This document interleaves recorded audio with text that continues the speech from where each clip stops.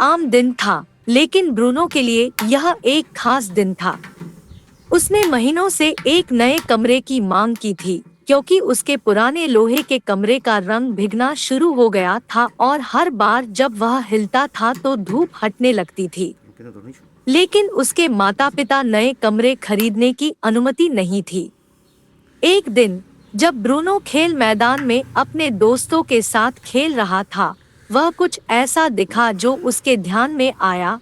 एक पुराना और टूटा हुआ कमरा अपने एक कोने पर खड़ा हो रहा था, जहां वह जगह जगह फिसलने के लिए था। ब्रूनो घर चलकर अपने माता पिता से उसके बारे में बताया। हालांकि कमरा बुरा हो गया था, लेकिन ब्रूनो ने अपने माता पिता से मांगा कि वे इसे खरीदे और इसे ठीक कर दें। ध्यान देने के बाद उनके माता पिता अंत में स्वीकार किए।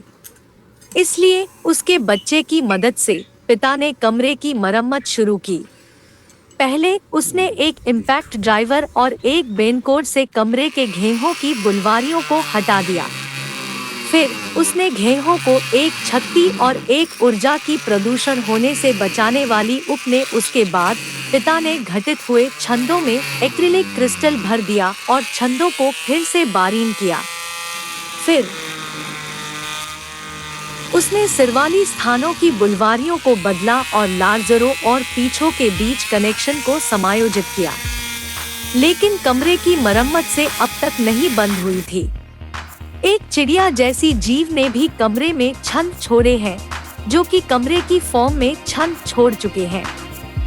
पिता ने उस टूटी हुई लकड़ी को एक विशेष उपकरण से काटा और फिर समायोजित करने के लिए एक गुबिया का इस्तेमाल किया। फिर उसने एपॉक्सी रेजिन से छंदों को भर दिया, जैसे कि रेजिन छंदों में घुसकर और लकड़ी की कठोरता को सुधारने में मदद करता है। अंत में पिता ने कमरे को एक स्प्रे से पेंट किया और 2 दिन तक सुखाया। जब कमरे पूरी तरह से सूखा हुआ था, तो पिता और उसके बेटा ने उसे फिर से समन्वयित किया और उसमें हिलने से बचने की जांच की।